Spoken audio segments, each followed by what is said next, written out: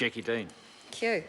Mr Speaker, I want to acknowledge, first of all, the officials who are in the House and who worked so very hard and diligently on this bill, and it was a negotiation, and we do appreciate, all of us, and it's been expressed, but I want to also express my appreciation for the work that the officials did on this bill to get a good outcome. So thank you to the officials in the House and also those in support with this, getting this home and community support payment for travel between client settlement bill to this stage. I also want to acknowledge that there have been some pretty good speeches in this House this afternoon.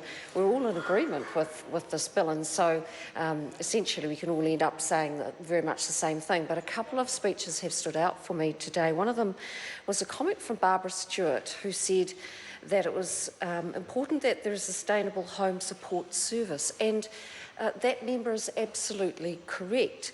And in saying that, that means that we don't care about the clients and the recipients of that service, but actually we should and do care for the providers, the home care workers themselves of that service. I also want to acknowledge Kevin Haig, who noted that in rural communities, and he also acknowledged Maureen Pugh and welcomed her to the House, and I do so as well, go the West Coast.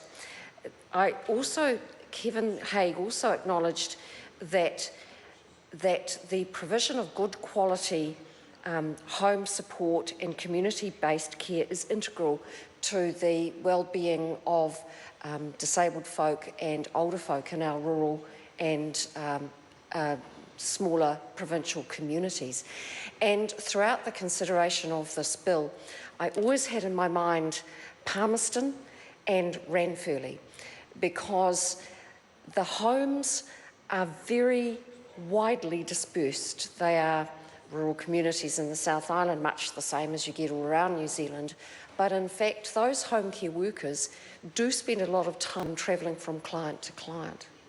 So it was good to hear Kevin Haig acknowledging that need. And I also want to make a very brief comment about the clients themselves. And I know somebody who is in the receipt of home care services, and that person will damn well make sure their diary fits in with the home care worker.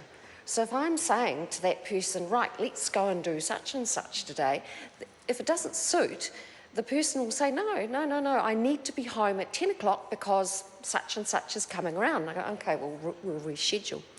And the reason why the person will do everything to be at home for the home care worker is because they have a bond and they enjoy each other's company. The home care worker comes in and does a marvellous job in support of that person, and they are now friends.